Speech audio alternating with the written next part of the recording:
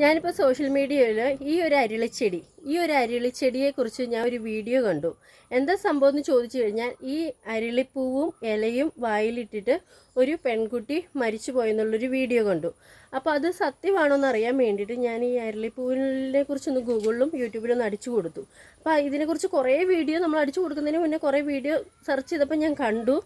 അപ്പം ഈ ഒരു ചെടി, ഈ അരുളിച്ചെടി എന്ന് പറയുന്നൊരു സംഭവം നമ്മൾ വീട്ടുമുറ്റത്ത്, അപ്പോൾ ഈ വീഡിയോ കണ്ടപ്പം തൊട്ട് ഞാനിപ്പോൾ 2 ദിവസമായിട്ട് കണ്ടുകൊണ്ടിരിക്കുക. അപ്പോൾ ഇന്നലെയും കണ്ടു, മിനിഞ്ഞാന്നും കണ്ടു, ഇന്നും കണ്ടു, 2-3 ദിവസമായിട്ട്. അപ്പോൾ ഈ ഒരു അരുളിച്ചെടി ഞാൻ നട്ട് വെച്ചിരുന്നു. അപ്പോൾ സത്യം പറയല്ലോ, എനിക്കിപ്പോൾ ആ വീഡിയോ കണ്ടിട്ട് ആ ഒരു പെൺകുട്ടി മരിച്ചു എന്ന് കേട്ടപ്പോൾ തൊട്ട് ഭയങ്കര വിഷമമായി. അപ്പം ഞാനിത് എൻ്റെ വീട്ടിലുണ്ടായിരുന്ന ഈ ഒരു ചെടി, അതേ കണ്ടോ, ഇതിപ്പോൾ ഇങ്ങനത്തെ ഞാൻ കുറച്ച് പറിച്ച് കളഞ്ഞു. അപ്പോൾ കുറച്ച് ഞാൻ നട്ട് വെച്ചിട്ടുണ്ടായിരുന്നു. പറിച്ച് കളഞ്ഞതിന് ശേഷമാണ് ഞാൻ ഓർത്തെ ഒരു വീഡിയോ ചെയ്തേക്കാം, അറിയത്തില്ലാത്തവരൊന്ന് അറിഞ്ഞോട്ടെ എന്നൊക്കെ വിചാരിച്ചു ഒരു വീഡിയോ എടുക്കാമെന്ന് വിചാരിച്ചു. അപ്പോൾ ഞാനിങ്ങനെ സെർച്ച് ചെയ്തപ്പോൾ മൊത്തത്തിൽ എനിക്ക് അറിയാൻ കഴിഞ്ഞത് ഈ അരിളിച്ചെടിയിൽ വിഷാംശം ഉണ്ടെന്നാണ്.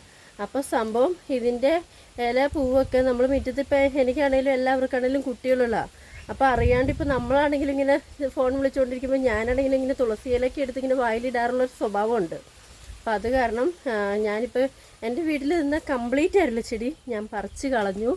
അപ്പം ഇങ്ങനെ ആരെങ്കിലും ഉണ്ടെങ്കിൽ നമുക്ക് ഈ ചെടി അങ്ങ് ഉപേക്ഷിച്ചേക്കാം. ഈ ചെടി വേണ്ട, കാരണം വേണ്ട, അത്രയേ ഉള്ളൂ. ശരി, ബൈ.